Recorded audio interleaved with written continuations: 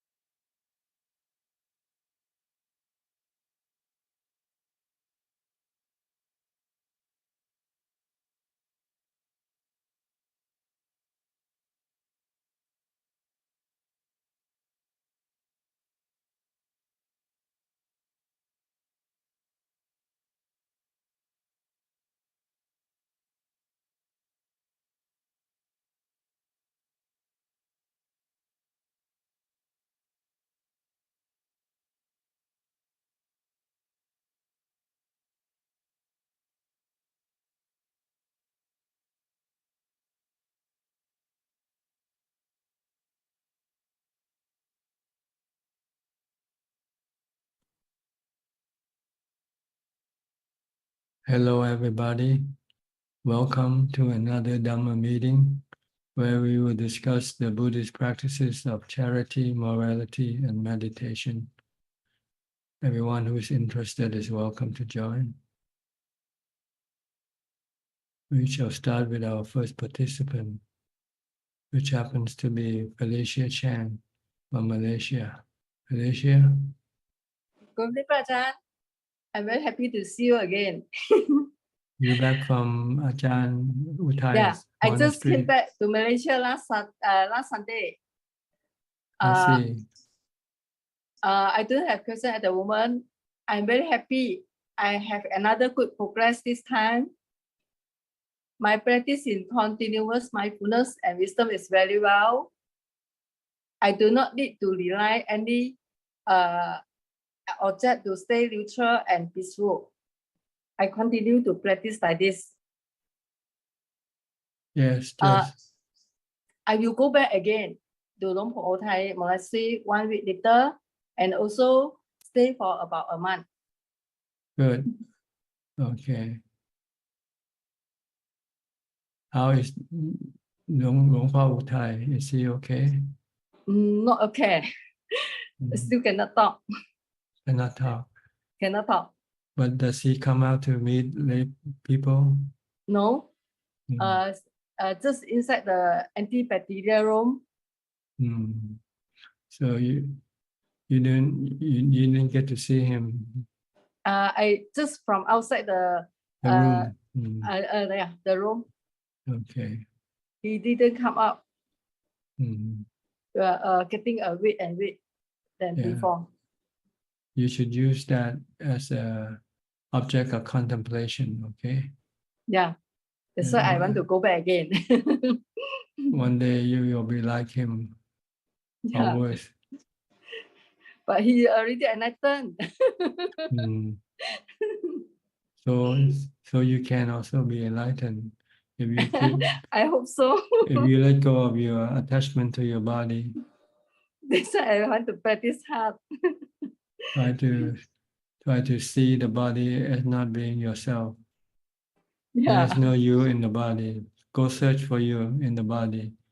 There are only 32 parts in the body. Yeah. Where are you? Where are you in this body? In the skin, in the hair of the head, Yeah, right. in the skeleton, in the heart, in the lungs. Anatta. Which part is you? No me, no I. No you in the body. Yeah.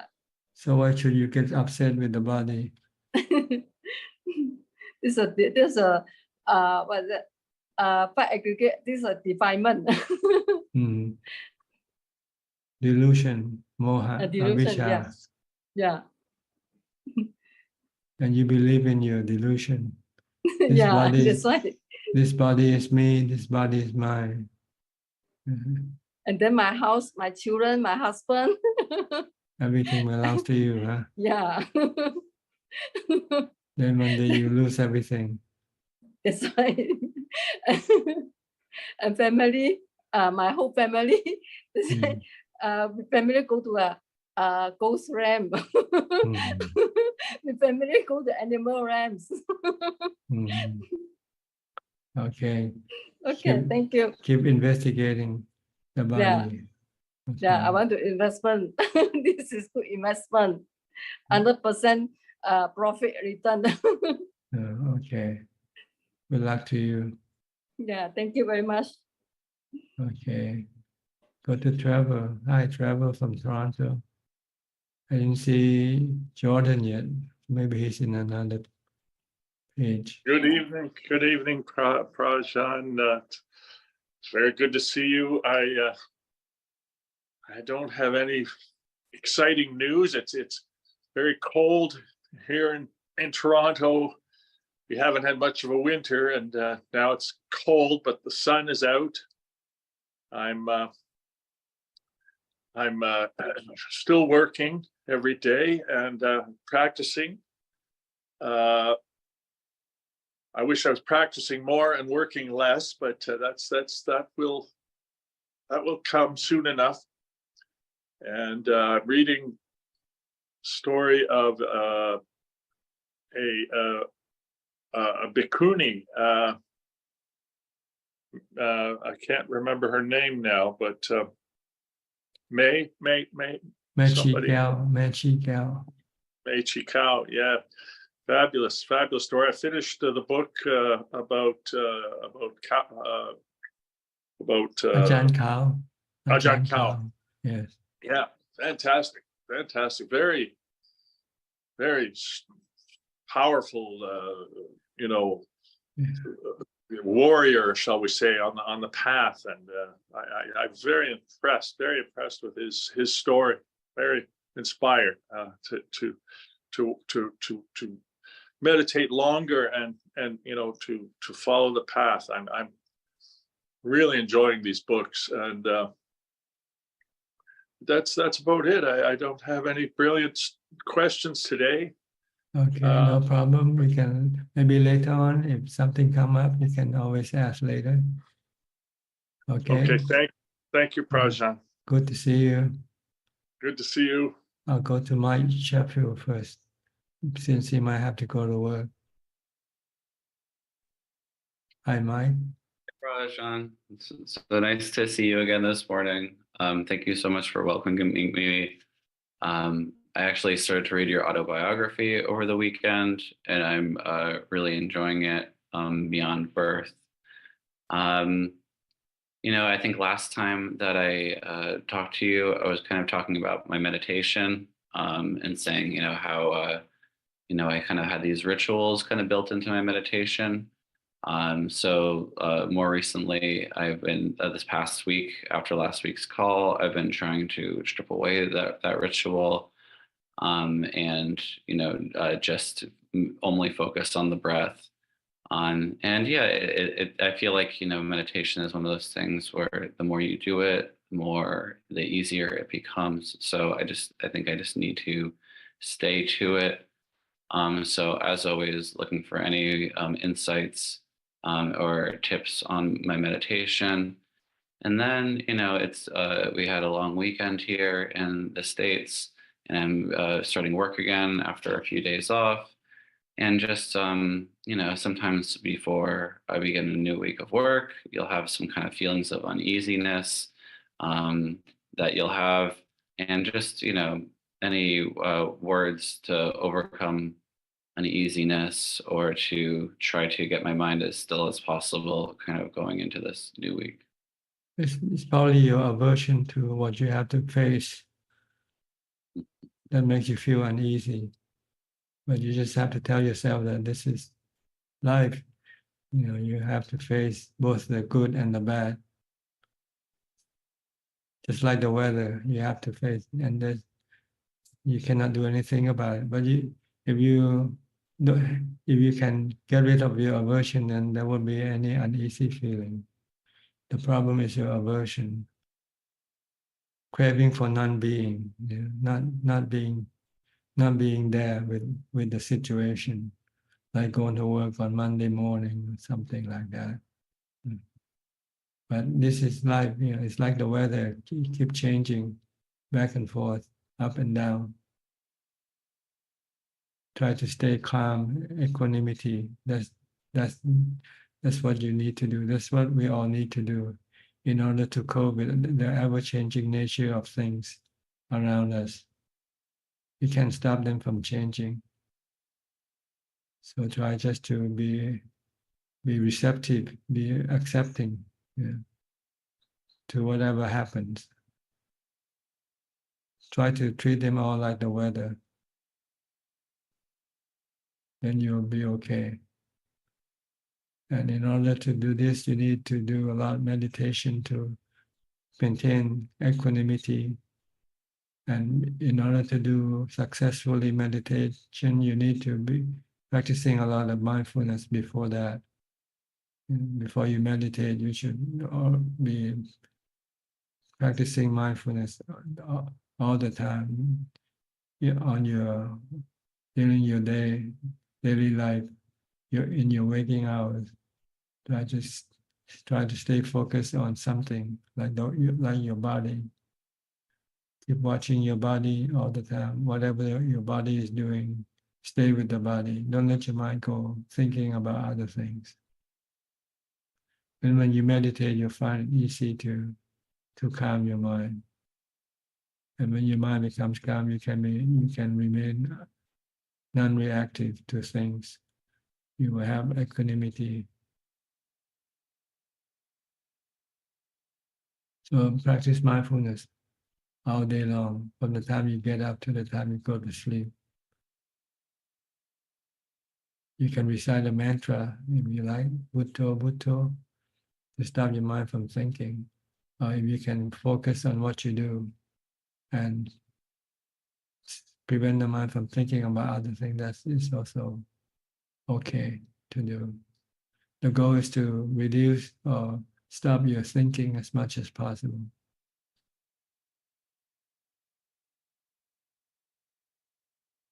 Okay. Thank you, Ajaan. All right. Is that all for today? That's all for today. Very helpful as always. Okay, good. Enjoy your work. Think of the result of working. You get money. If you don't work, then you have no money. Then you can be inspired to go to work. Sometimes we forget we work for money, right? What about if we get laid off and have no work? What would happen? What would be better, getting laid off or still going to work, still have a job? Then you'll be inspired to go to work. Truly. Okay. All right. I'll go to somebody else. Next, Kate Genso from Penang. Hi, Tanajan. Good evening to you. Yeah. Listening today, Tanajan. Okay. Professor Ken from Switzerland. Good afternoon, Tanajan. Are you back working now? Yeah, we started again this week, so Do you have any aversion to that? no, I take it as it comes. Mhm. It's okay. The teaching load is not so high, so it's okay. You have any question or any contribution you'd like to make today? Yes, Tanajan, I have a question about pain. We sometimes talk about the pain that arises, say, during a long sitting. It's a kind of pain that comes and goes, and if you stand up, it's gone. And on the other side, there's pain, which is like real pain, or if you have an injury or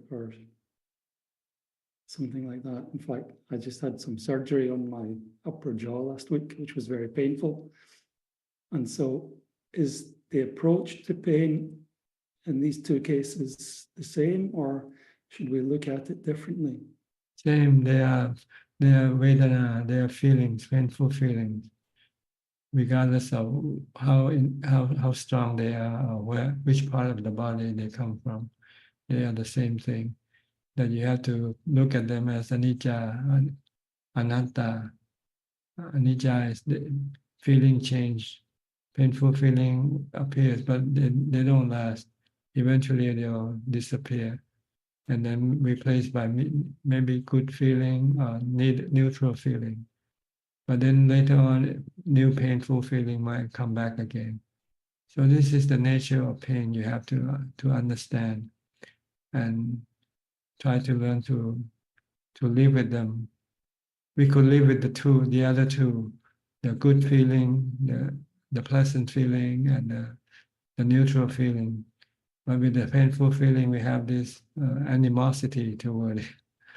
So we have to eliminate our animosity and be friendly with the painful feeling. Then you will not create another type of pain, which we call the pain from our the pain in the Four Noble Truths, the pain created by the mind, by aversion or cravings for non-being, craving for the pain to disappear, craving for the pain not to appear, for instance. This is the one that causes you the mental pain, which or stress, anxiety, worry, agitation, restlessness. And this you can prevent this by teaching your mind to accept the physical pain, the pain from the body, as being anicca. They come and go as they like due to conditions. If there are conditions for them to come up, they come up. And when there's no condition for them to arise, they disappear. They are anatta, they're natural phenomena which you cannot control. The only thing you can do is to accept them for what they are.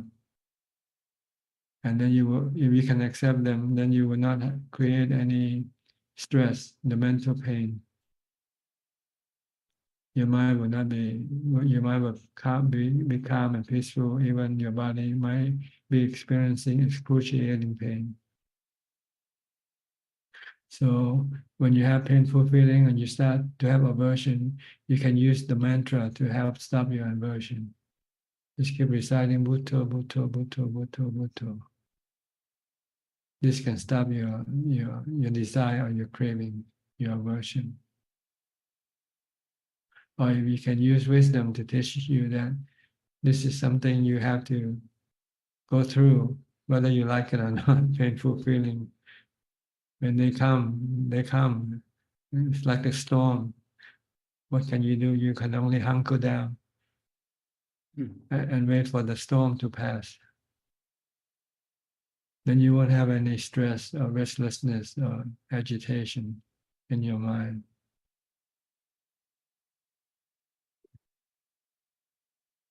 So it's good to practice beforehand. Practice a lot of meditation Because the way when we practice meditation, we are priming the mind to face up to everything that comes without any aversion or attraction, just merely knowing, accepting, without having any craving for being or not being. The goal is to stop our cravings, the cause of our stress, of our anxiety, of our restlessness.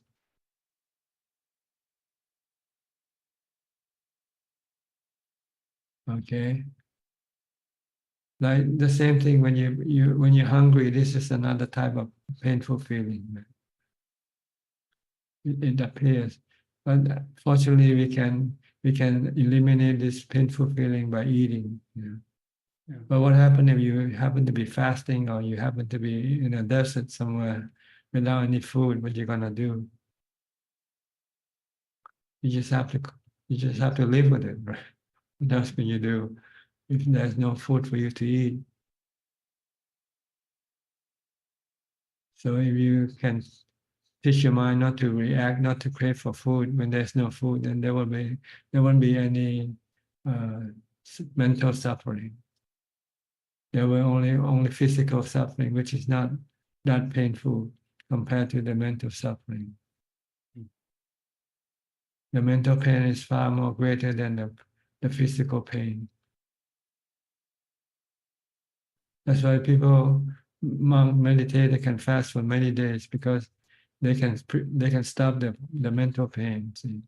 So once they stop the mental pain, the urge or the craving for food, then the mind becomes calm and peaceful, and the pain from hunger from the body is very minimal. So they can live with the hunger pain.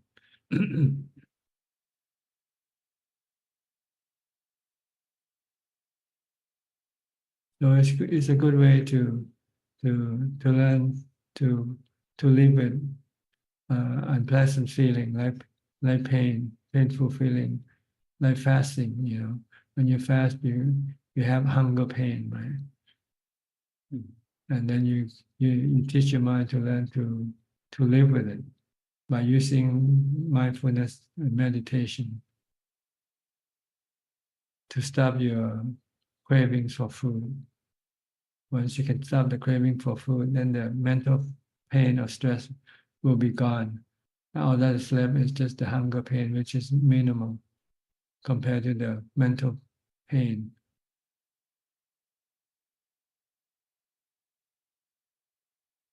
So the goal is not to get rid of your physical pain. You cannot. The goal is to get rid of your mental pain that are created by your desire or your craving for the pain to go away, or for the pain not to appear, not to arise. This is more painful than the physical pain itself.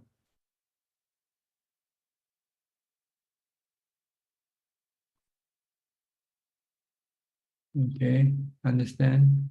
Understand. Thank you, Ajaan. So how did you cope with your pain from your surgery? I just left it alone. When you go out of the operating thing, they give you lots of painkillers to take home. Try not to take any painkillers. Sorry? Try not to take any painkillers. No, I didn't. Yeah, okay. Maybe Let the pain, just leave the pain alone. I just left it alone, Yeah. The question just arose whether this is different from the meditation type of long sitting pain, but your answer is very clear. Okay, good. Is that all? So, Ajaan, thank you very much. Okay. Philip from Malaysia.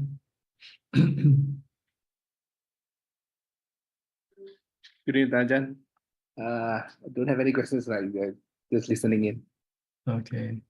Go to Sao Paulo. Alfredo.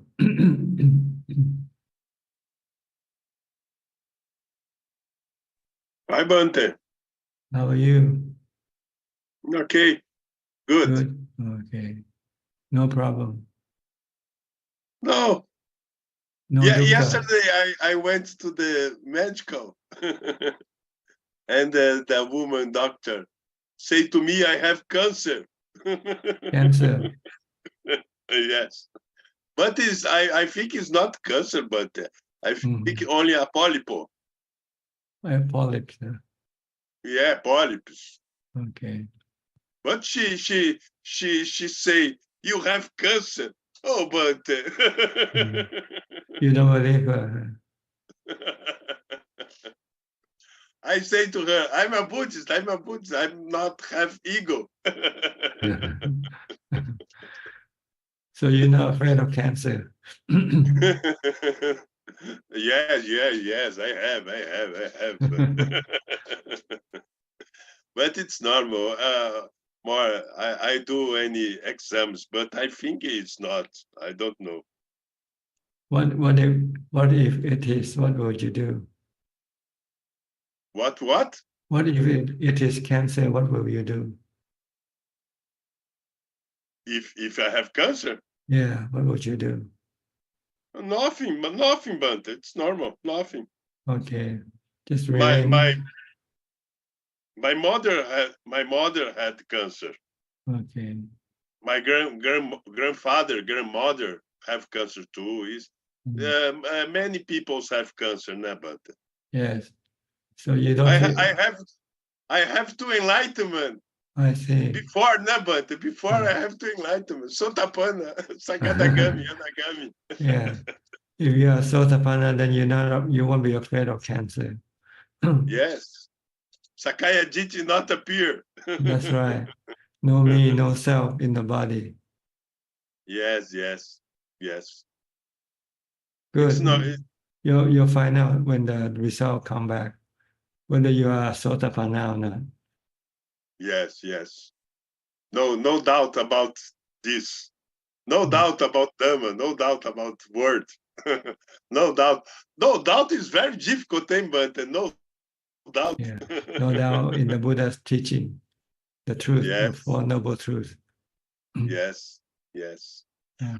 I think, but is important to thinking about noble path and Four Noble Truth, because the renunciation is appear more, né, Bante? Nekama. Nekama is more height, né, Bante? Is more strong, né? The problems not appear, né, Bante? The thinking. The thinking is more renunciation, né, Bante? Nekama Dhamma, né? Nekama. Renunciation. Yes. Renunciation. I think is very important. Renunciation. Yes.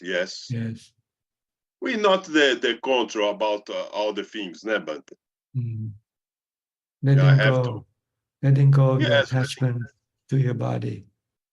Yes. The body doesn't belong to you. Yes. It belongs to the four elements. It's going to go back to the four elements. Yes. The earth element. Six elements. Six elements, okay. mental. Okay. The knowing Farjana is very difficult, but it's real, never. Yes. You can do it if you have mindfulness. Oh, my dream. Okay, good. All right, take care. Thanks.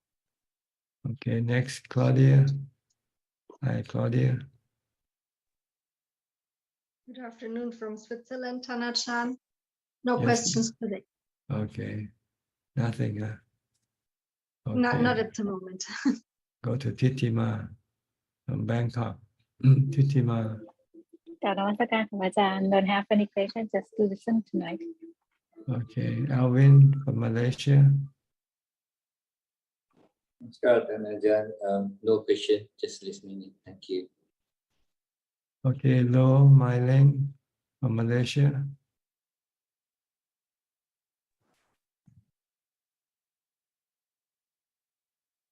Can you speak?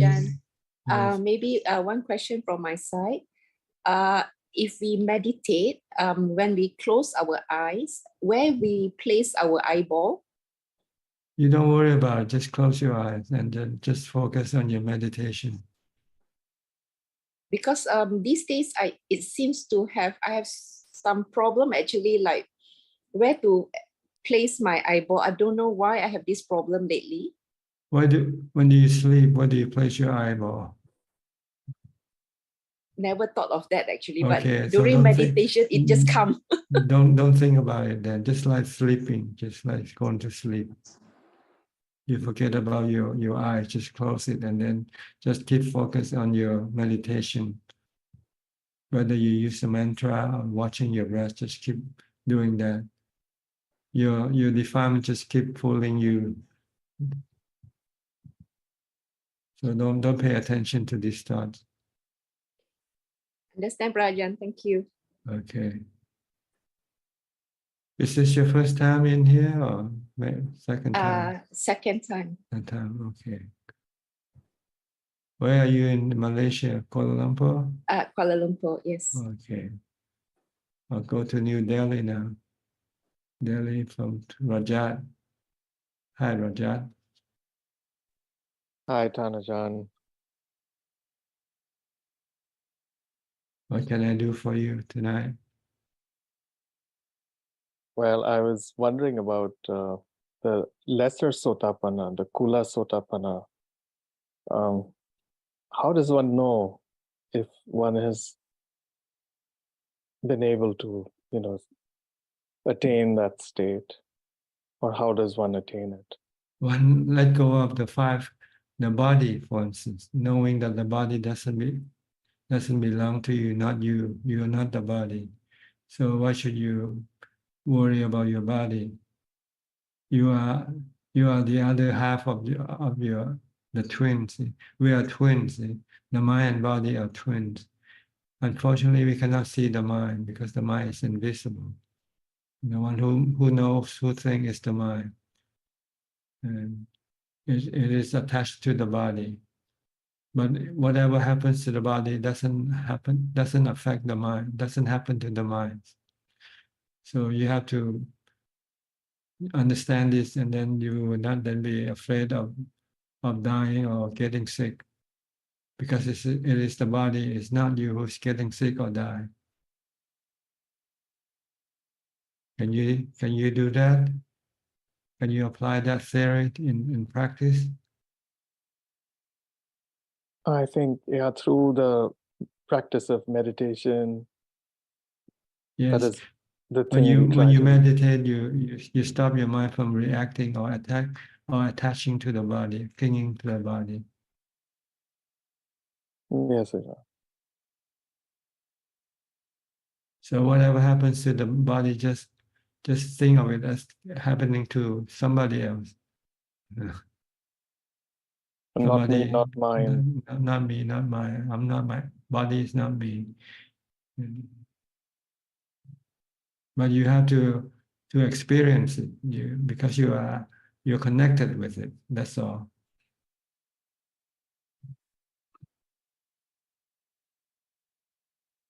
To understand that it's anicca, whatever you're experiencing, the pain, the pleasure. Yes, anatta, you cannot control. You cannot stop it from happening. You just merely know. You don't react with any emotion like love, hate, fear, or delusion. Just merely know. Know that this is the body is getting sick, the body is gonna die. Just merely know. Just accept the truth. Then you can become a Sotapanna.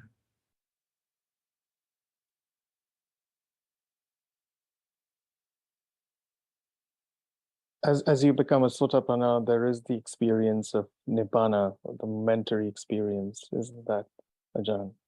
Oh, it's not complete Nibbana, it's partial Nibbana. Like the moon, it's not a full moon yet, it's just a quarter moon. Right. When you become, your first stage of enlightenment is like being a quarter moon, partially bright, but not completely bright yet.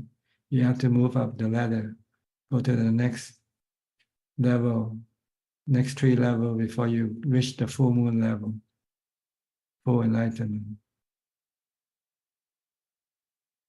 And the next being the Sagadagami and then Yes. Yanagami. The Sakadagami, you have to reduce your sexual desire, your sexual cravings. And the 3rd level, you have to eliminate your sexual craving entirely.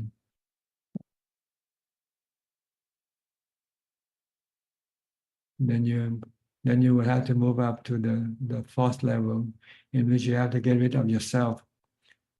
Yourself is still lingering in the mind. There's still a lingering feeling that the mind is me, I am me. You have to get rid of that. There's no me, there's no I, there's just knowing. I am the knowing, not an ego. So there's no need to react. If you're just a knowing, then you just know. Just keep knowing. If something happened to anything, you just know. If something happened to your body, you just know it. Something happened to your house, your possession, or whatever. You just know. You just don't react with any emotion.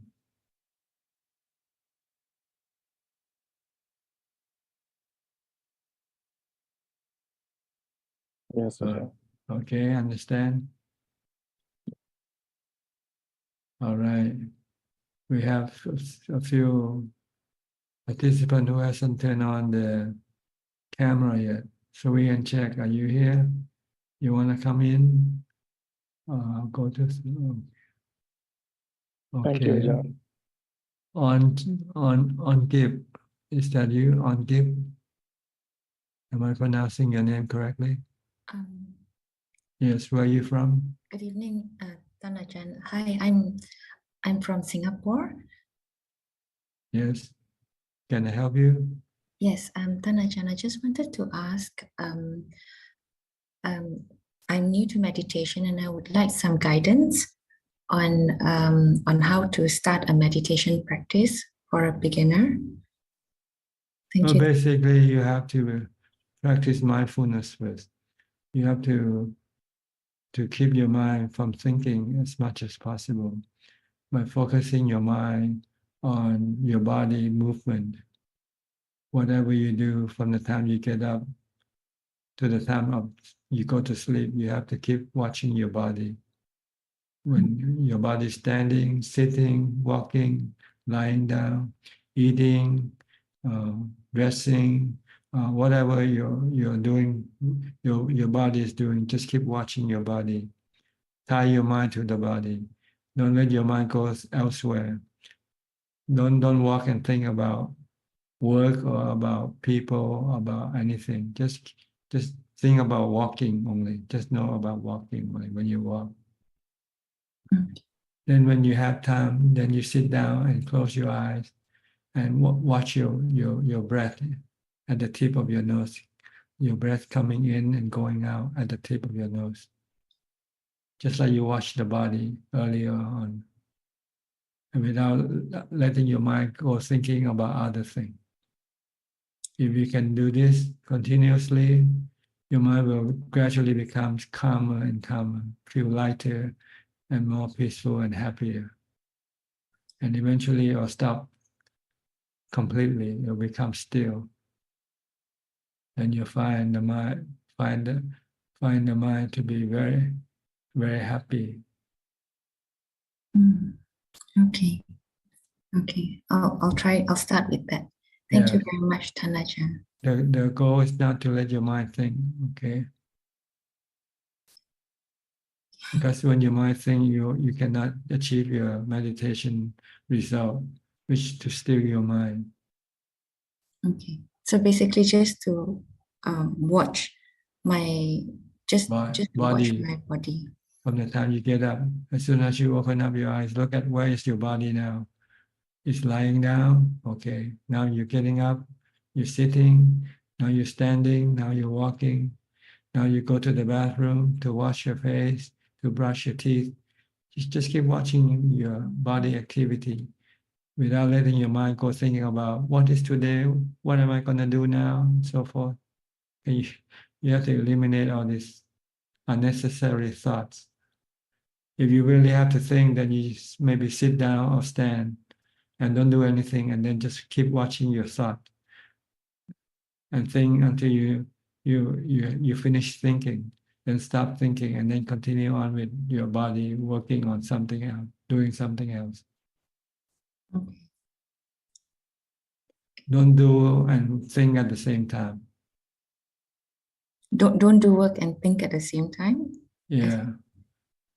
So if I'm working, I just yeah. If you're working, if you can think about what you do, but not about any other thing. Try to keep your thought in the present with your body. Once if you're walking, just thinking, I am walking. I'm stepping with my left foot, my right foot, and so on. But don't think about who am I going to meet today, what's going to happen tomorrow.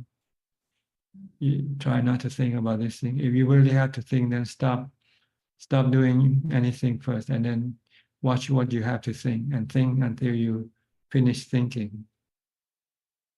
And then continue on with your whatever you have to do with your body. Okay.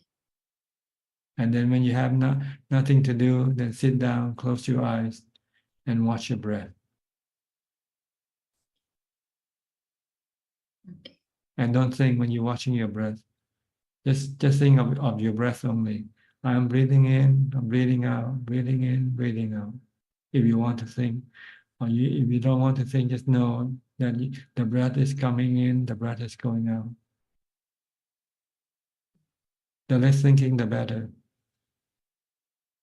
Understand. Okay. Thank you very much. Okay. Next, Will. Hi, Will. How are you? Hi, good afternoon, sir. Thanks for taking this call. What a great pleasure to meet you again. Yes. Could you tell me about the Paritta chanting? As I understand it, the Buddha used that for protection purposes. Is that correct? I'm not sure whether that's correct or not, but it's believed, it's popularly believed that the Buddha used, I think the Buddha used wisdom more than using the Paritta. Could you talk about the protection then? Because he was obviously trying to protect people against something. I'm not really well versed on this aspect of the Buddhas. From what I understand, the Buddhas teach us to protect ourselves, to protect our mind. We can protect our mind, but we cannot protect our body. And how do you suggest we protect our mind? By calming your mind with wisdom and with mindfulness. Because the danger that affect the mind is much more worse than the danger that affect your body. And are there forces outside that you need to be protected against? No, you cannot do anything with forces outside. You have to let them be. Yes, sir. You can only do by protecting your mind by keeping it calm. That's all that you can do. Once your mind is calm, it becomes like a rock. Then no matter how strong the outside forces, it will not be able to move the mind.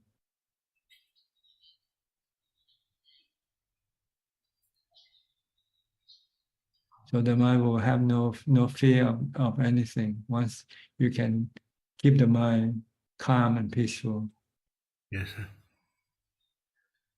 Is it possible to take the refuges from you?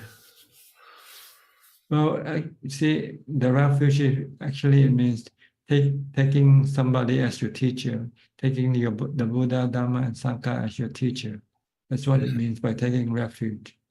Yes, Learn sir. from them, study from them. So you're talking to me now, you're learning from me now, you're taking refuge right now with me. Oh, thank you, sir. But there's no need to go to the ritual, that you're taking the refuge from the Buddha, the Dhamma, and Sangha. This is just a ritual. You have to do the actual thing, is to study the teaching of the Buddha and the teaching of the noble disciples. Yes, sir. Thank you very much. I really enjoy your Pindapat. It's a very beautiful, really lovely occasion. So I thank you for putting that on the video every day. Very, very beautiful. Thank you very much. You have to thank the team, the assistants who do this work. They are all volunteers, and I didn't ask them to do it, but they just did out of their heart. Yeah, it's a lovely ceremony. Thank you, sir. Okay. I hope you have a good day. Thank you, sir. Okay. Next, Sri and Czech, you still want to come on? See your name on, okay. Sri, all right. What can I do for you?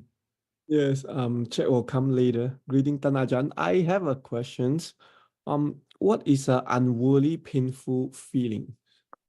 Unworthy, painful feeling. Yeah, from the Satipatthana, when we contemplate feelings. Unworthy. Yeah, unworthy. Yeah. Mundane, supramundane. What? That one I'm not sure, but I do know it's a unworthy, pleasant feeling. As opposed to what feeling? As opposed to unworthy, pleasant feelings. That is, I believe, is a jhana, right? But then unworthy, painful feelings, I'm not sure about this. I know feeling have three types of feelings. Pleasant feeling, or painful feeling, or neutral feeling. That's all they are, just the three feelings. In regarding to the physical part, physical feeling, there are only three feelings. Yes. When you're hungry, you have a painful feeling, right? Yes. When you finish eating, you have a full stomach, then you have a pleasant feeling, right? Yeah. Okay. And when you're neither hungry nor full, then you have a neutral feeling, right?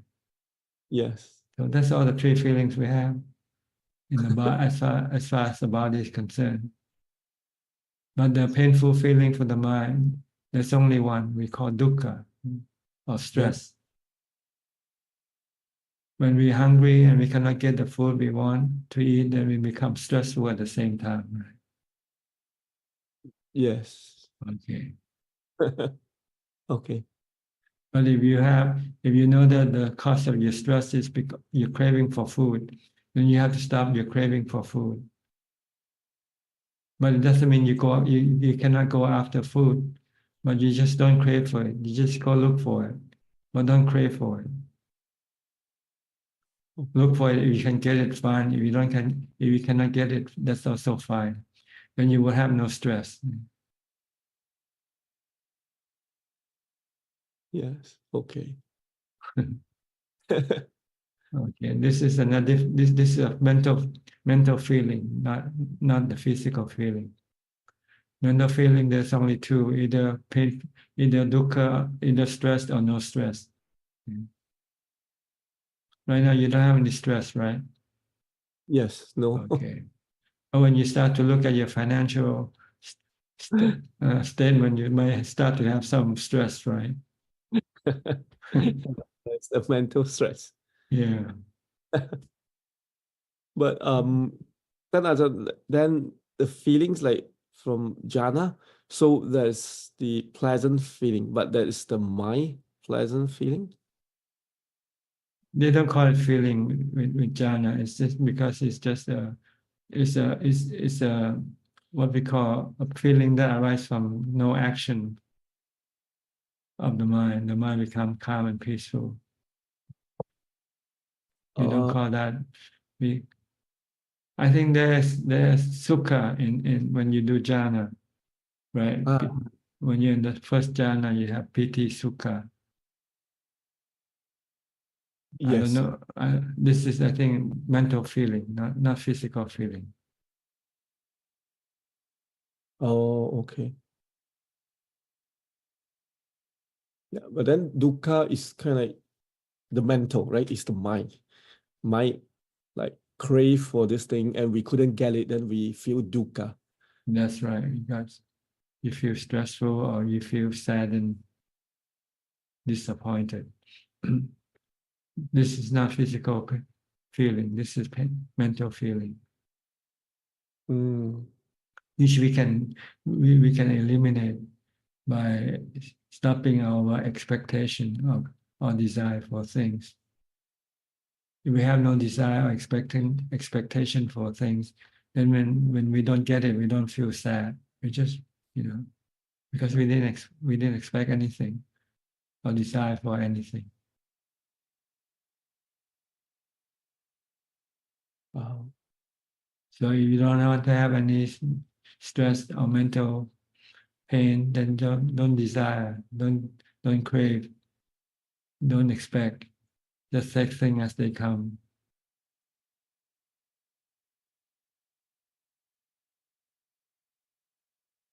Okay. And then when you get to jhana, then that's the sukha. I'm not sure whether it's called, when the fourth jhana, it says there's only ubekkha, equanimity. But there is also mentioned that the best form of happiness is the happiness from a calm mind. So that's ubekkha is a mental happiness also. But I'm not sure how it's different from the sukha in the first jhana. Okay.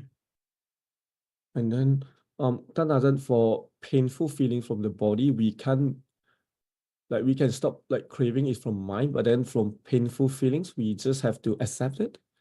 Right? That's the body. That's generate from the body. Well, like when you're hungry and you got no food, what are you gonna do? I go and eat. You can't find any food. What are you gonna do? You're lost in the forest somewhere. Go crazy. Okay, that's mental feelings. Going crazy, that's mental stress. So you don't go crazy. You stay calm. Then the painful feeling from hunger will not bother you.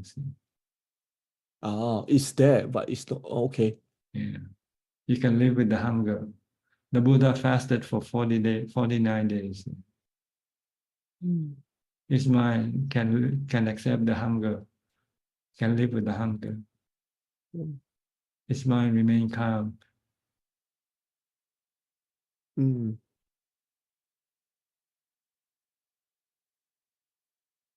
Because he had no craving for food.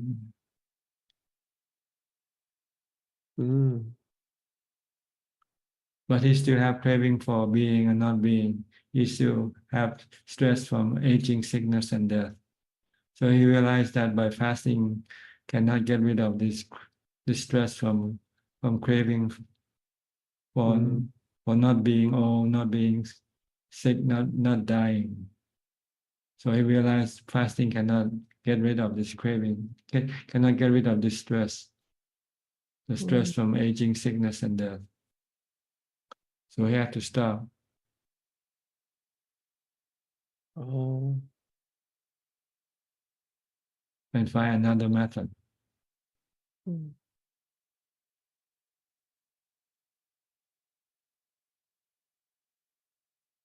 Okay. Okay. So I just leave it aside then from the Satipatthana about the unworthy, painful feeling. That's why. Yeah, just know that there are only 3 types of feeling. Sometimes maybe the message got lost in the translation. Yeah. Because it's 2,500 years already, and it might have been translated through many different translators. By the time it gets to us, it's something unrecognizable anymore.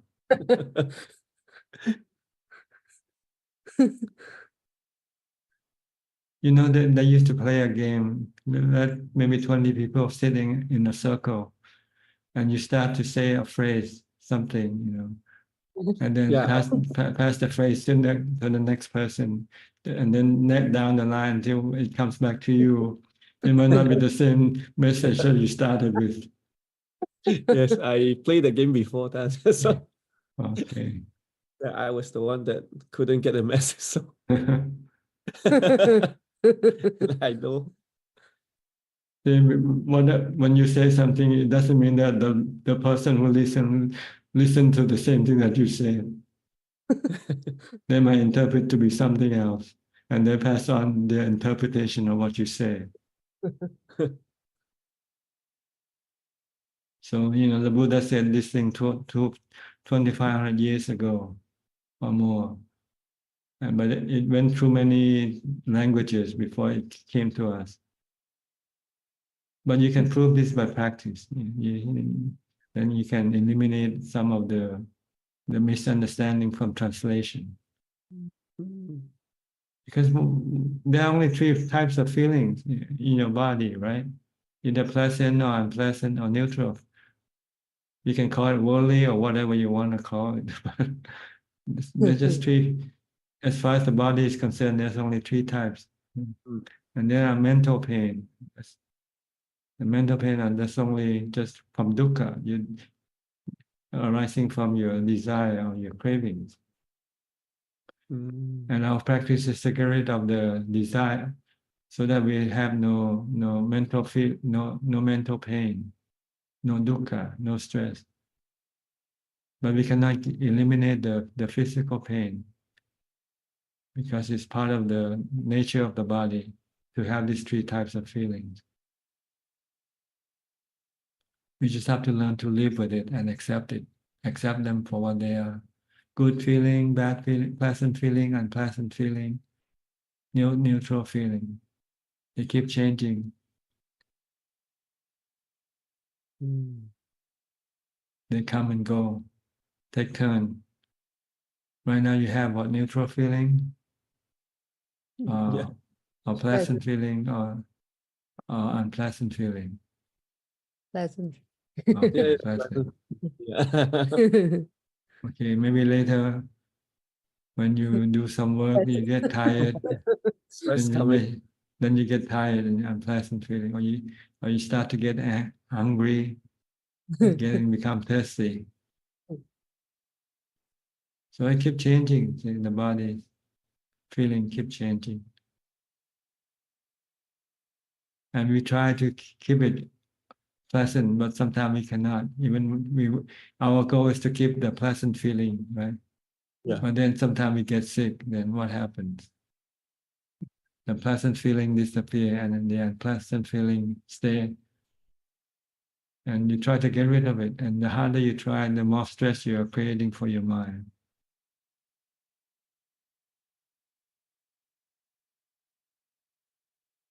So people invent different various way of getting rid of the unpleasant feeling.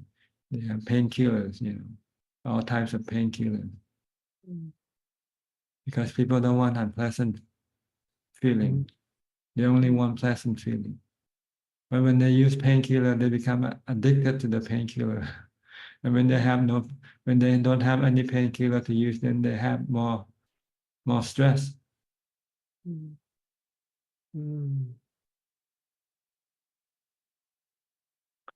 So try not to use any painkiller. Use the Dhamma medicine better.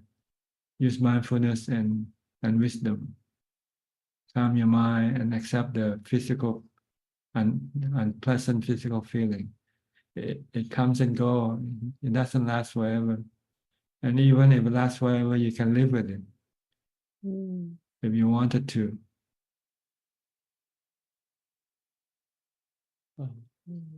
It's just a matter of getting used to it, really. Getting used to unpleasant feeling. When we are used to it, then we can live with it. Look at poor people. They have to live with unpleasant feeling because they have no choice. They have no air conditioner. They don't have pleasant thing to create pleasant feeling for them. So they just have to learn to live with the unpleasant feelings.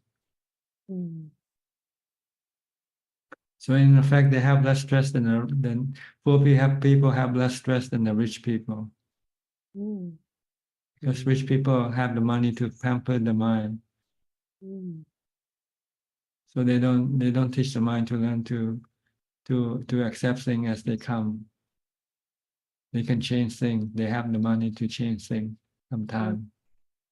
But when they come to the point where they cannot use money to change things, then they really in trouble. They don't know how to cope with.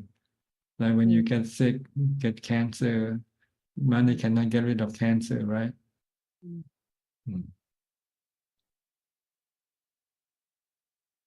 It's better to use Dhamma, but Dhamma medicine is to calm your mind and accept everything that comes.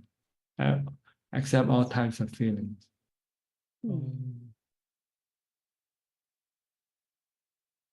Then there will be no stress, no anxiety, no fear, just merely knowing. Okay? We have more people in the room now, so I'll move on. Yeah. Thank you, Thank you, Dada. To Belinda from Singapore.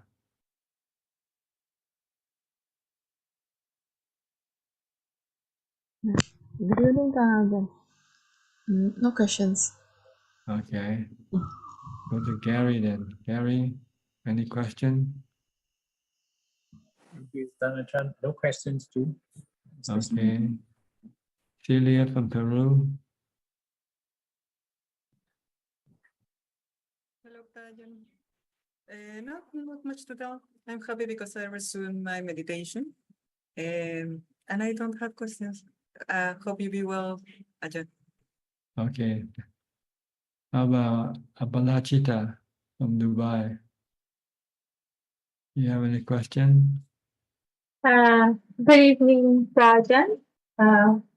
No, I don't have any question, but I tried a little bit of skipping the evening meal, and that was good because I kind of, last night I was like, oh, I could, but then I said, no, I don't want to. And it actually helped be more clear in the morning. So I'm going to try at least definitely once a week to eat once a day. Good. Yeah. You'll find it very beneficial both for your body and your mind. So for the moment, I will just, because there is work, I will just say, okay, I'll just eat once a day. And that's where I'll start with. And later, I'll try to keep it within the time frame. Good. That's it. It will help your meditation also. When you meditate, you won't feel drowsy or sleepy. Yes, definitely. And it was good to tussle with that thought, like it was that temptation. It's like, it's there, right? It's my house, I can get it. So saying, no, you said, keep to it. So that little discussion helped with myself. So, yes. Okay, good. That's it. Otherwise, I'm continuing my best to meditate within this circumstance. Yeah. Yes. This is the way to advance in your practice. You have to use different method or assistant. Like fasting is a good assistant to your meditation. Okay, try it. See how it works for you. Yes. Now that I've said it, I'll definitely keep to it regularly. Yeah, Yes. good. Okay. Yes. Great. Thank you. I've been doing this for 49 years now. From the day I my ordination, I started eating once a day. 49 years. Yeah, 49 years. Wow. Okay. No problem at all. No physical problem. People will say, oh, you eat once a day, you're going to get ulcer, you're going to get stomach problem. No problem at all. Yeah, I think it's more my mind. I don't think my body has a problem. I know that. It's just You're defining. emotional. your defilement. Yeah, Your yeah, I sen- know. Yes, your sensual gratification cravings is the yes. one that try to dissuade you from fasting, because it wants you to have sensual gratification from eating. It try Yes. to find all sort of reason why you should not fast. You should eat. Yeah, true, true. So I'm gonna try once a week for sure. That's the beginning. Yes. Okay, good start. All Thank you. right. Okay, you're welcome. I think we have all the people in the room have asked questions already. So I'll go to Kunjup for any more questions from people from email and so forth. Namaskaran ka. We have 5 questions this evening so far. The first question is from the assistant Gmail. It is from Grace from California. Could you please explain the difference of relationship between the 5 powers of faith, conscience, prudence, energy, and wisdom, and the 5 faculties of faith, energy, mindfulness, immersion, and wisdom? They are the same. The difference between them is like a child to a grown-up. See, the faculties are very weak, very not doesn't have much strength to deal with the defilements. But with the power, you can develop the faculty to become power. Once they become power, then they're like a grown-up. They have very strong strength to get rid of the defilements. So when you have the strength to get rid of your defilement, then your faculty becomes power instead of faculty. The next 3 questions are from Pauline Soon, and they're from Facebook. The first question is, Ajaan, how do I maintain sitting longer when there's no pain in the body and the mind just doesn't care, but it just stays awake? Can Ajaan please show me the way? Thank you. If you want to stay longer, just then recite Buddha or do some chanting. And the next question is it listening to Dhammatalk can help to progress in meditation? Well, Dhammatalk gives you many aspects of the teaching. You learn from listening to the Dhammatalk. So there are many different practices that you have to know. You have to know how to practice morality, practice charity, and also practice meditation and wisdom. You need Dhammatalk to teach you these methods.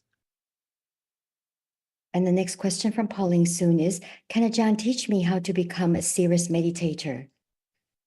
Become a mom. Yes, can become a mom. And the last question from Malik, which part of the body is mine? I will always try to remember this. It is so important to me. Can you find yourself in the body or not? Go search it in the body. The body has many different parts. Go through all the parts and ask yourself, which part of this body is me? Is the hair of the head belongs to me? Am I in the hair of the head? What happened when I shave my head, my hair? Where am I after that? If the teeth, are the teeth me? When I pull out my teeth, do I disappear with the teeth or not? So you go through all the 32 parts and you discover that there's no you in the body. You're not in the body. You're just a figment of your own imagination. That's all. Delusion, figment of the mind's imagination. The mind just merely imagines there's a self. And then when it possesses the body, then it claims the body to be itself. But truly there's no self in anywhere. Not in the mind, not in the body. That is all, Ka. Okay.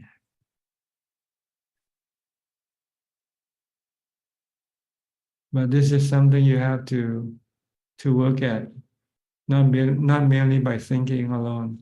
You need to meditate also.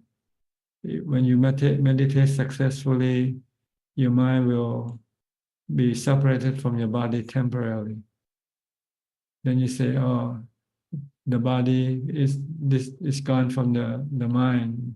The mind has no awareness of the body at all when the mind becomes fully calm and still. All that is left is just the knowing. Even the thinking disappears. And you start to see, yes, it's the thinking that creates that creates the self. Right? When I don't think, then the self disappears with the thinking. All that is left is just the knowing. So you start to see the truth that there's no self in the mind or in the body. It's only in the thinking. When you start thinking, then the self start to appear. When you stop thinking, the self disappear.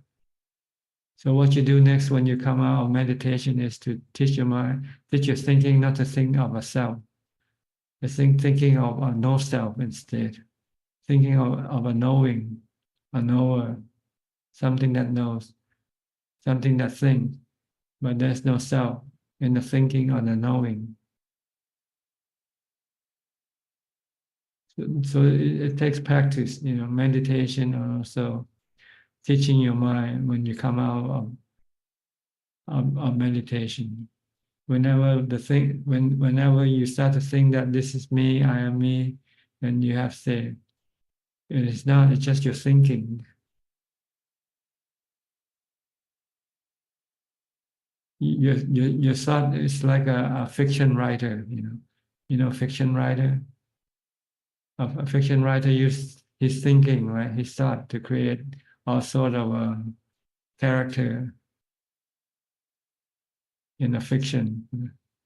Create a man, a woman, create a boy, a girl, animals, and so forth. It's all from the thinking, right? Where does it come from? A novel. What does a novel come from? From the thinking of the writer. The writer think, oh, I'm going to start this story with this person, this guy, this, and so forth. And then you just keep imagining and just keep thinking. So everything that we see and hear is all from our own imagination. When in fact everything that we see, the really thing, they are just the four elements, or the combination of them, of the four elements, like the body. Your body, my body, all come from the four elements. It has 32 parts. But we give it a name. This body is Charles, this body is Mary. This body is me, this body is you. It's just all work of fiction.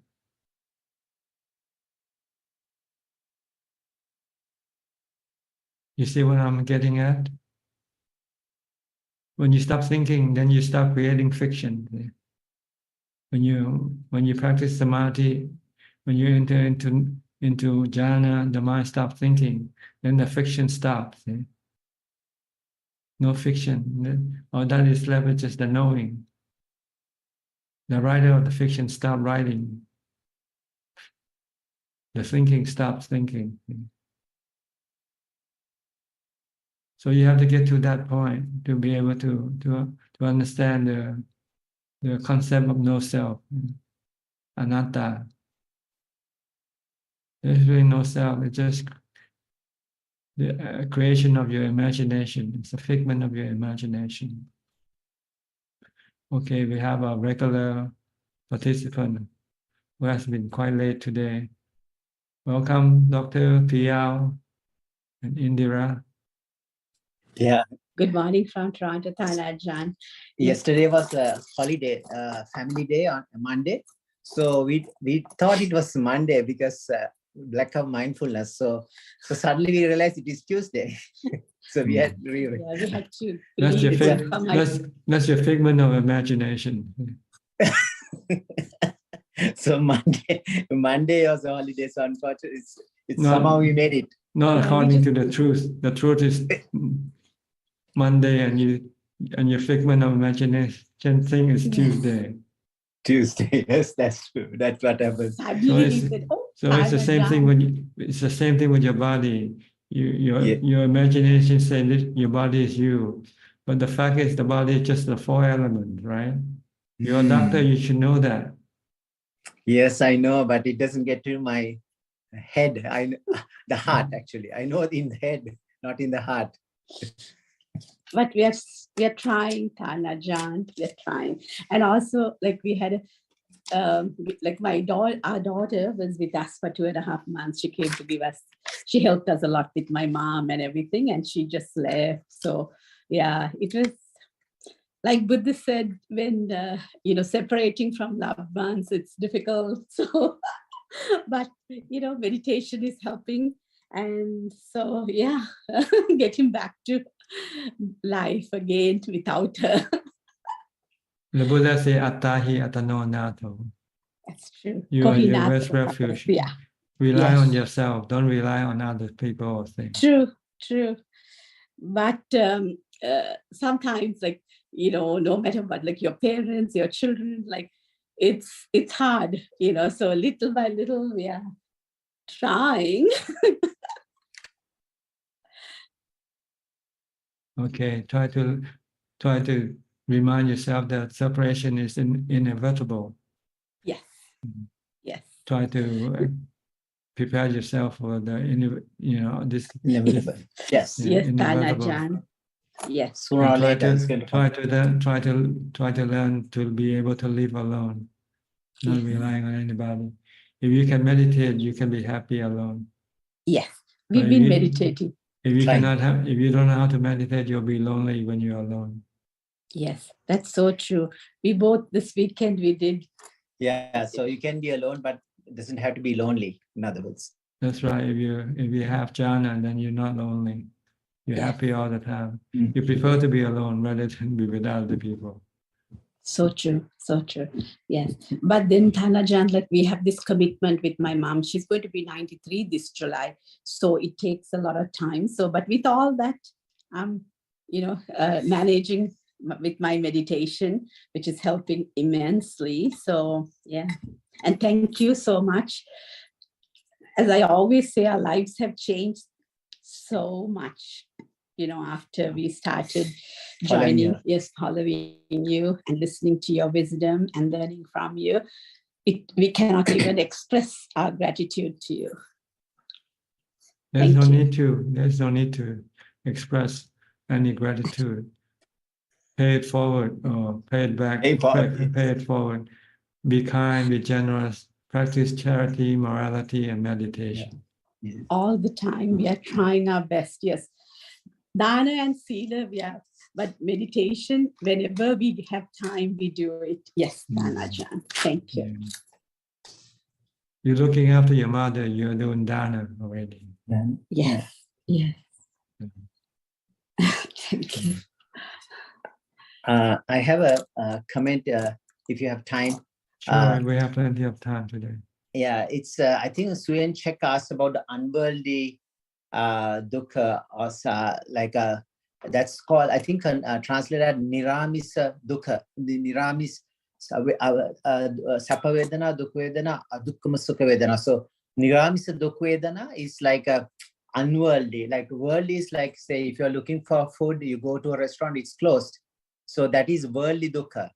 And niramisa is unworldly, is like you have jhana, but suddenly cannot get into jhana, or so that beyond the five senses, that niramisa dukkha is like unworldly dukkha. I mean, maybe it's also a bit of restlessness towards the end of the path. Two, it's a bit of suffering, subtle suffering. Perhaps that's beyond the five senses. I think that's the explanation in the sutra text. I may be wrong, but this is how I understood. Okay. Yeah. And the other thing I was thinking, like last time I was listening, the contemplation, when you talk about contemplation, sometimes there can be a misunderstanding. Like intellectual contemplation is different from the real contemplation in meditation, like after the fourth jhana, because the subjects of intellectual contemplation, it's like a sutamya, after sutamya chintamya. So you contemplate avijja, paccaya, sankara, like go through like a different maybe the path of Paticcasamuppada, different topics, but that is more intellectual. But I believe the contemplation which narrows down over time, and I think when it comes through meditation, the contemplation becomes so narrow, the subjects become so narrow, and the few subjects at the end of the day you need to contemplate.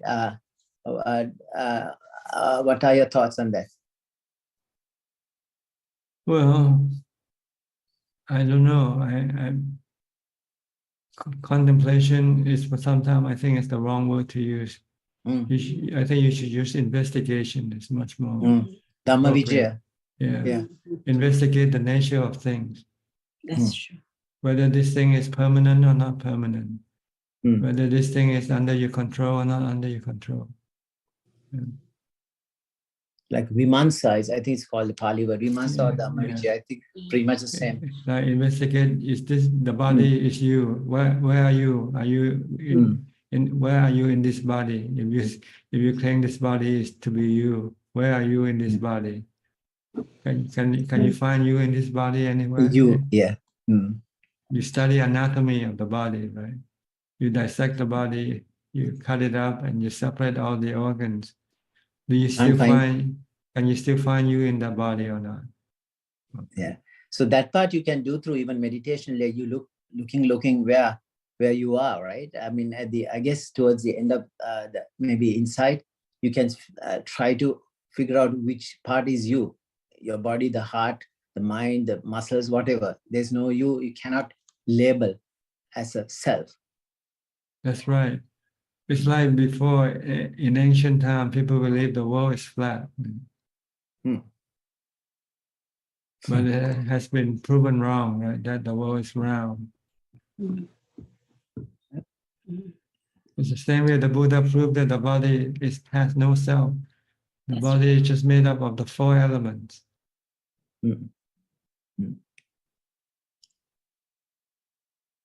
Yeah, I think sometimes kind of misunderstanding of some people say when you say no self, then who is getting the karma? Who is to be blamed?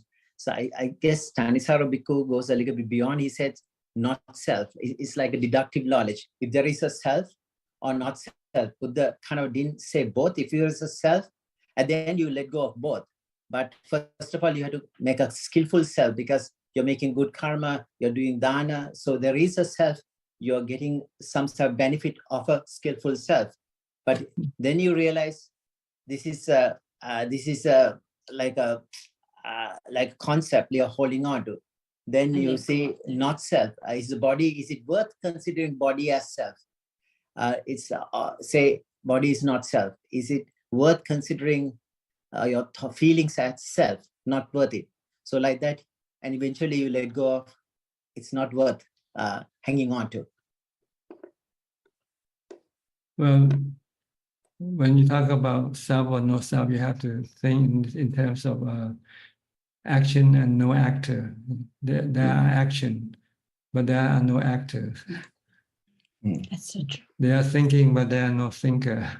Thinking without a thinker. There is knowing, but there's no knower. But our figment of imagination, we like to create this knower, this thinker, this actor. This is the illusion. The truth is there's no actor, but there are action. Just like the rain, is there an actor behind the rain or not? Just action, right? The rain falling, the clouds moving in the sky. Is there somebody moving the clouds or not? Moving the rain or not? No, nobody. It's just action. Rain falling, cloud moving in the sky. Same way with body. Body moves. Nobody moves it. So it's a process pretty much. It's a continuous process arising and passing away. I think we are putting our hand in there and saying, this is mine. It's like the river flowing and we're taking a bit of water and saying, something like that. It's happening. It's continuous. As long as you try to figure out the self and no self by thinking, you will never be able to see it, because it's the thinking that creates the self and no self. which both of them are not true either, self Not or true. not self. True. At the end. You have to stop thinking, then you say, oh, you understand now. Self or not self came from thinking. So thinking when stops, everything stops. When there's no thinking, then everything disappears. Sabba Sankara Samato. That's it. Nibbana. Tanajan, but now the consequences of all these actions, like the good karma and the bad karma. So the time of death, so the stream of consciousness passes on. So is that like that's then you have a self. That means you're considering you have a self. You're carrying on, right? You're getting another birth, but there is no self. There is no need to worry about it. It's all action, but no active.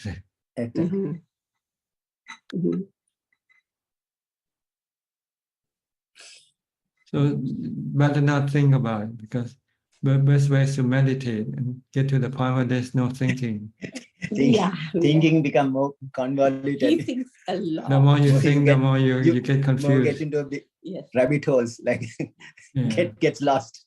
I like not to think, but sometimes he asks so many questions, I get confused. I think analytical mind can be a bit of a hindrance to your practice. I think that's analytical mind can be useful to a certain extent, but if you overanalyze, I think it becomes a hindrance, and then it defeats the purpose. I think you can analyze if you stick to the truth, like when you analyze the body. Where does the body come from? What is it made up of? You know, they're made from atom, right? Or molecules. And we name them nitrogen, oxygen. These are all elements, right? Elements anyway, yes. Okay, they are elements. But we don't see the body as element. We see the body as a person. That's true. So these elements cannot be broken. I mean, that is the last thing you can break it down to, including space element and consciousness element, which is the chitta. Those are the six, the basic elements. Basic element cannot be broken down. But they can form together to form different type of bodies, like trees, animal, or humans, so forth. But sometimes they can exist by itself alone, like the water in the sea, in the stream. This is water element. Because the rock, we have the rock is like an earth element. Yeah. And the fire you see is the fire element. So we have contributed to the sea many lifetimes. The tears we have, tears or the body, blood or whatever, the liquid element from our bodies, perhaps. They are recycled. See? Recyclables. Yes, good. I like it. They go into the ocean and they evaporate into the sky, become clouds, and they fall down and become rain, and then they mix with the earth and create trees and plants, and then animal eat them and then go into the animal body. So it's just a recycling. Recycling. Yeah, but if you can. They are elements. Then there's no self. They're just the 4 or 5 or 6 elements interacting or performing or combining with each other. The best way to save the earth is by reducing the carbon footprint. Maybe you don't be born again. I guess Arhat. Like I think they are doing the best. There's no less carbon footprint, right? Once you're gone, you're gone. You cannot save the earth. The earth is bound for destruction one day anyway. Right. By itself, by the law of anicca. Of nature. That's so true. Impermanence, I think there's a sutra related to that called Sapta Surya Gamana, about the heat element increasing with the different world systems colliding together. I think it's more like a Big Bang, like a theory, I guess. Yeah, like a Big Bang when the force of attraction becomes stronger and stronger. Until the planets then converge together and become a. That's right. So Samvata Kalpa, like going into a black hole or something. I think the Vivata Kalpa is like expanding. Samvata Kalpa is come together. Yeah. The universe is either expanding or contracting, right? Contracting. Right now, This is right now it's on the expanding mode, right? expansion, yeah. But So very eventually, scientific, what Buddha said, and it's a way it is. Like the scientists understood the same way. Ajaan, I just want to ask you something. You said Buddha was fasting for 49 days. Now, what we learned, they said Buddha did dushkara kriya, that is like austerity for 6 years or something. 6 years he gave. In books, I think we have learned that. So Yeah. no, not 6 years.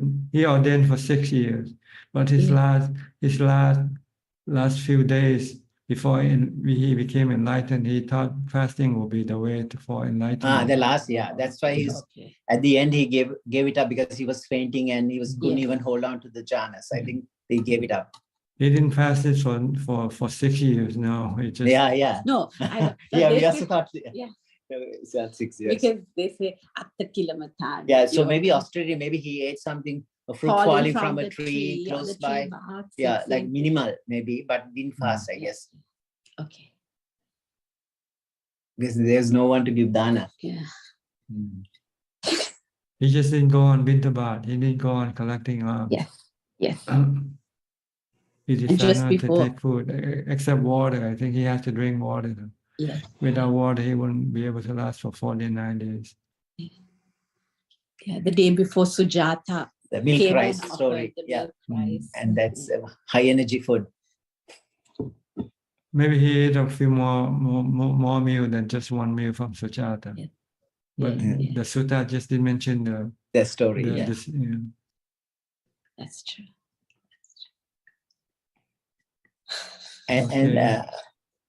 Go ahead. That's fine.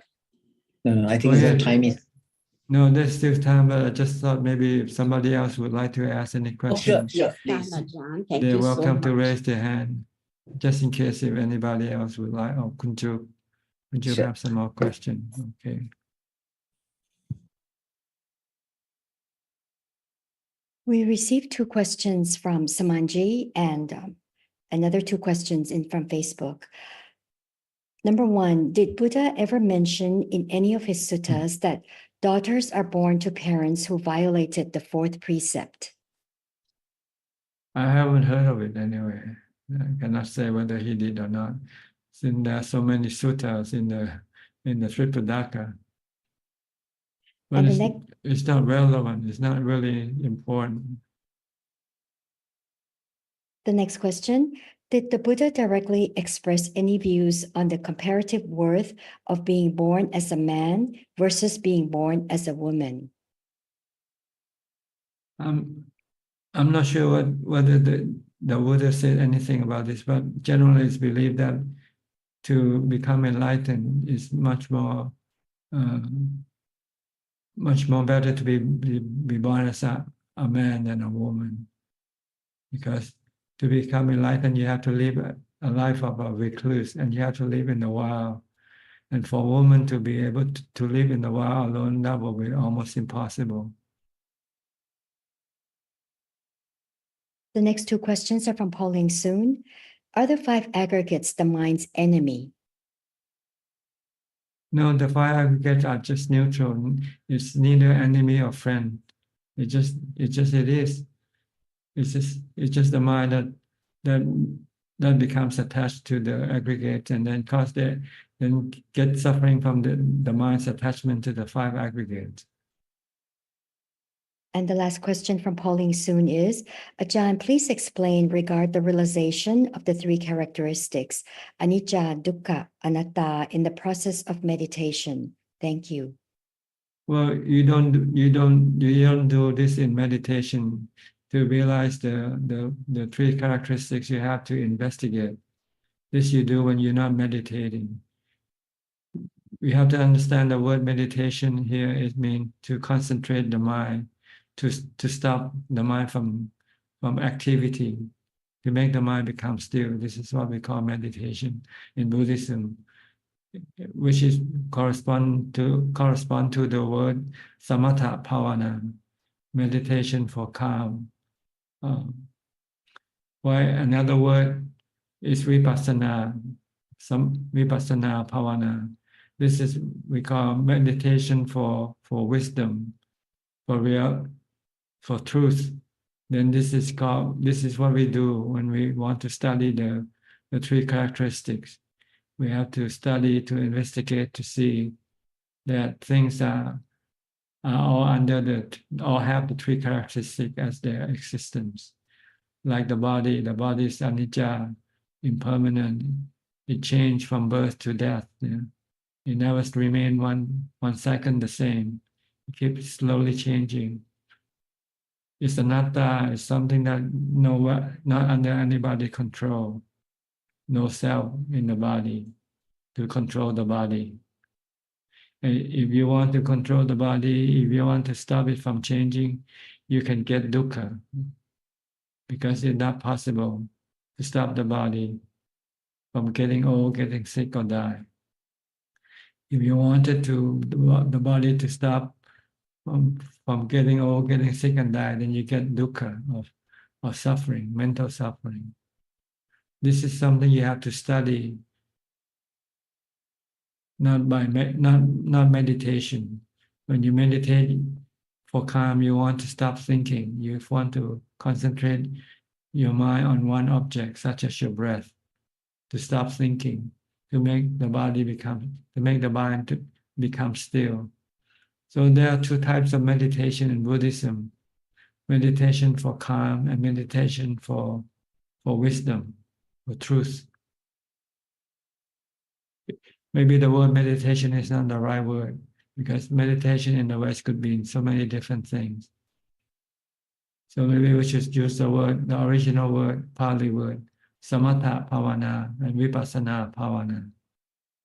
Samatha bhavana is calming the mind. Vipassana bhavana is teaching the mind to see the three characteristics of existence in all forms, in all things that exist.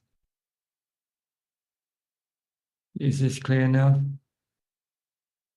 That is all, Ka. All right. You have any comment on this, Dr. P.L.?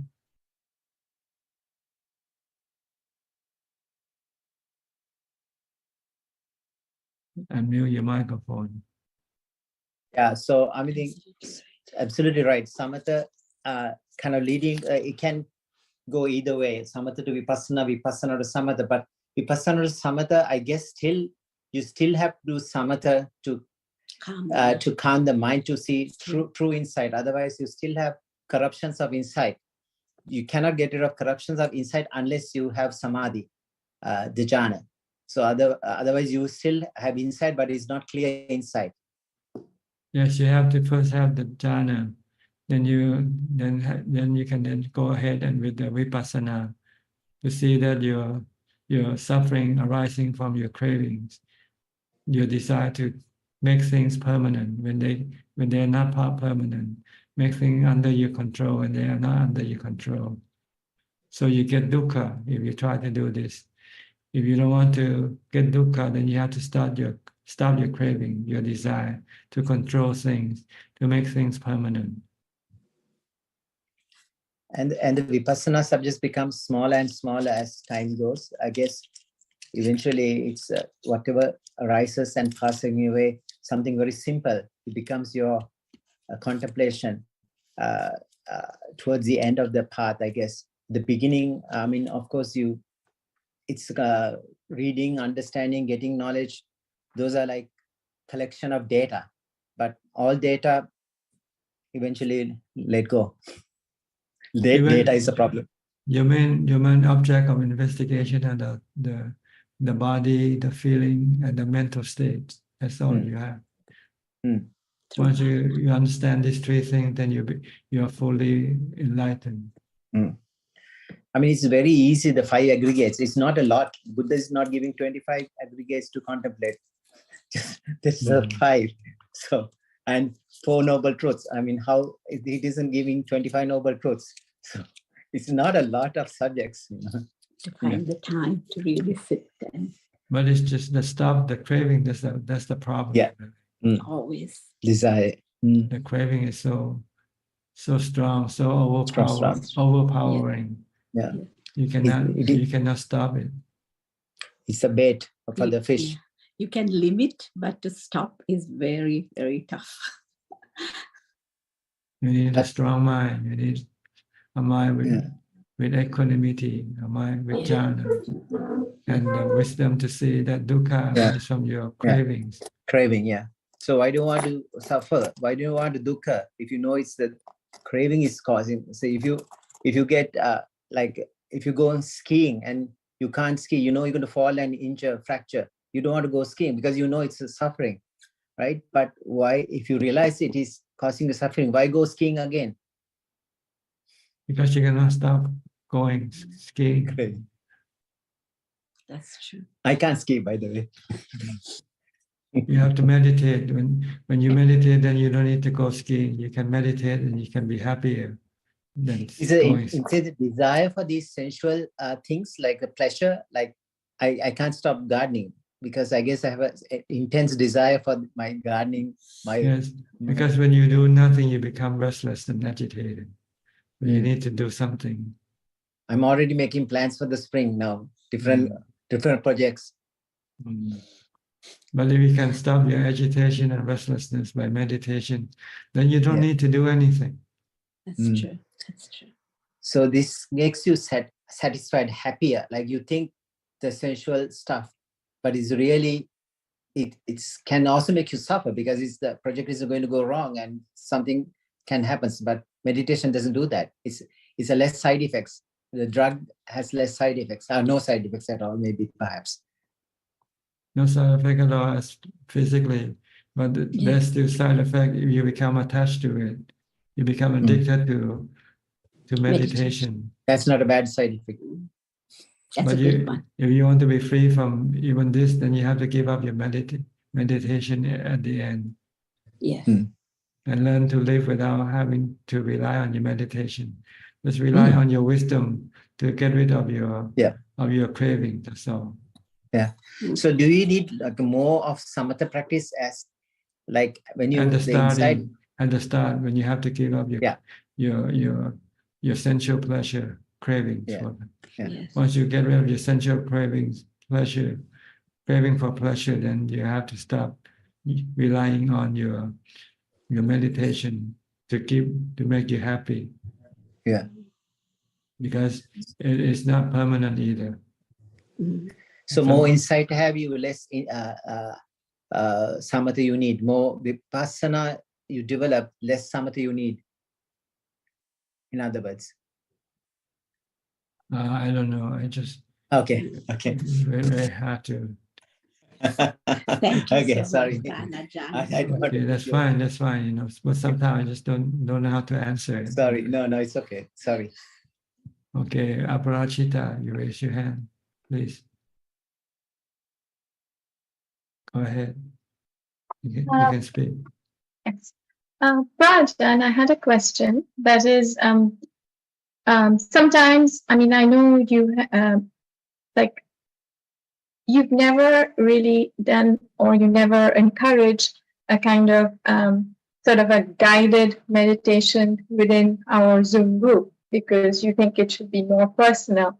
But I'm just curious, considering, sometimes we all sit in a group, perhaps if we came to your temple, we would sit with you.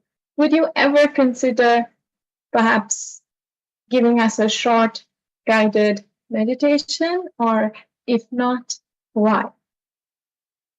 Because you can do it yourself. Why rely on other people to guide you when it's so simple? Just like when I taught the woman from Singapore how to meditate. I already gave you the advice, and just take up the advice and do it in your room right now. Why do you need to have other people sitting around with you? It's not a social activity, meditation. It's a solitary activity.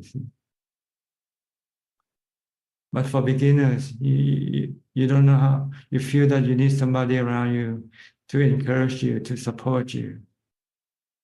But in fact, it's not. You do it yourself. You do it alone. Okay. I might sound harsh or not being kind. I'm sorry, but No, not at all. I'm just curious. So, but I understand you're giving us more that internal responsibility. It's not about sitting and yeah, I understand. Absolutely. Yes. But I'm curious. when you learn, you have to study from other people, from a teacher, how to meditate. Yes. Once you know how to meditate, then you can do it alone. The Buddha said, go find a quiet place, like sitting under a tree and meditate in the fourth Satipatthana Sutta. He didn't say go in a group and meditate together. He never said that. Have you read the Four Foundations of Mindfulness? Okay. Okay, great. Thank All you. right. Okay. Alvin, you raise your hand.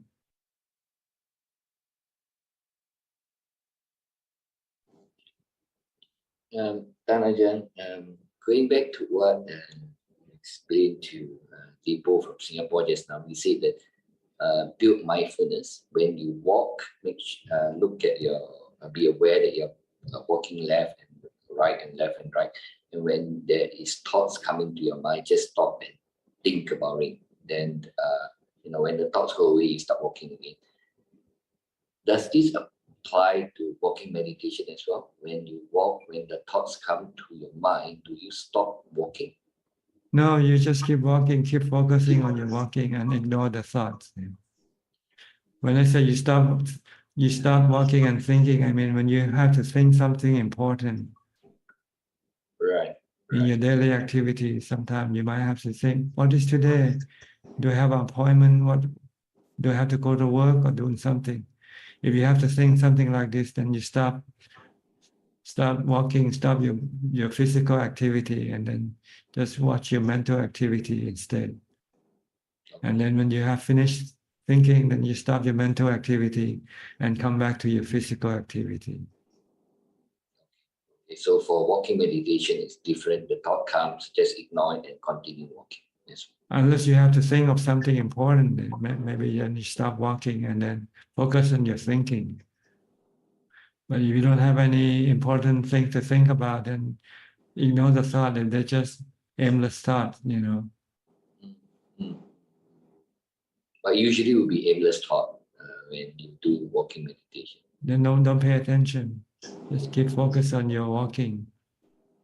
Okay, so basically just brush it aside and continue. Yeah, just continue on walking, watching your watching your steps. Or if you use the mantra Bhutto, Bhutto, just keep reciting Bhutto, Bhutto as you walk. Okay, understood. Thank you. Very clear. Thank you. Okay. Anybody else have any more questions? Okay. Maybe that's about it for tonight then, okay? Everybody happy, I hope. Thank you for your company, and I hope this meeting is beneficial to you and can help you in your practice.